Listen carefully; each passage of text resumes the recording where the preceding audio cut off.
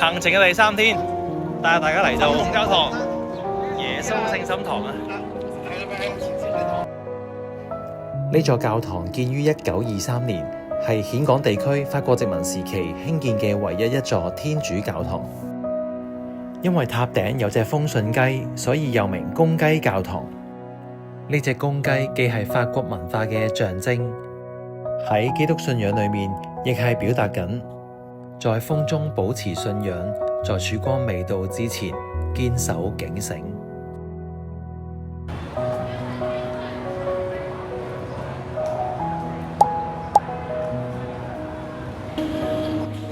以下落嚟想同大家介紹一下呢一個粉紅教堂咧嘅建築特色啊，就係哥德式。咁我哋成日都聽到哥德式啦，但係到底點為之哥德式咧？最重要、最指標性嘅一個特徵咧，就係一啲尖拱嘅門啦，或者係窗。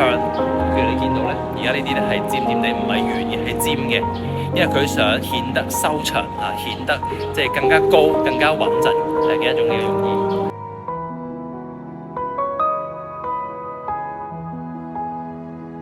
咁另外對稱啦，都係哥德式嘅其中一個特色嚟嘅。另外仲有彩繪嘅玻璃啦，跟住仲有咧就係後面呢個好高啦，就係呢啲叫做高聳嘅塔樓，係啦，都係哥德式建築裏面我哋會常見到嘅一啲建築嘅物件嘅，係啦。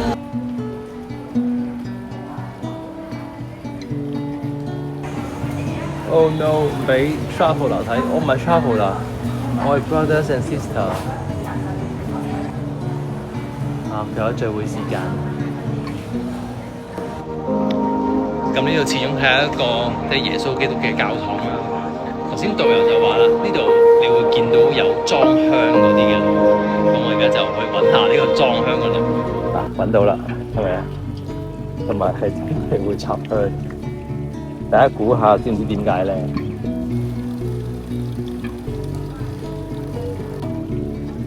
？Ave Maria 係萬福瑪利亞，即係聖母瑪利亞。哇！聖水可以飲用，不過我就唔試啦，係啦。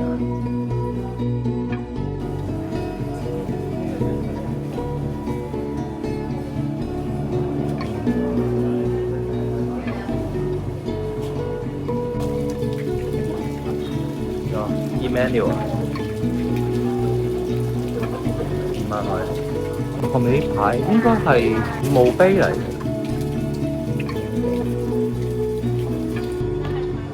你試下拎起。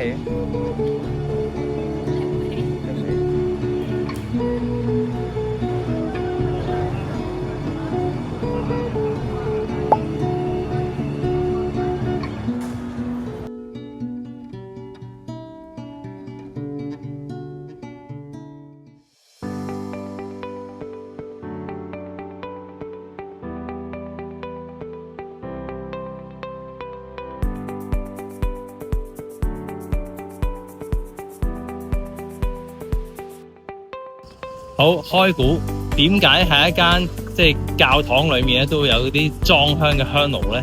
其實就係因為入鄉隨俗。導遊就話係咧，呢度嘅宗教就比較包容性大、開放。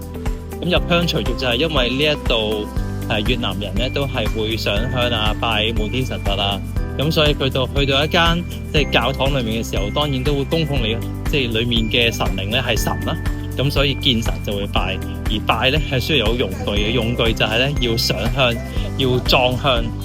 咁同埋佢就話，如果咧有啲朋友啊，即係你嘅有親人離世，咁要去出席佢哋嘅喪禮咧，都就算你係基督教、天主教都好咧，都一定要即係俾個香爐灰佢哋上香，如果唔係咧，佢哋就會唔嚟，就係咁樣啦。咁所以就係一間教堂裏面點解都會有上香嘅香爐咧，就係咁樣解啦。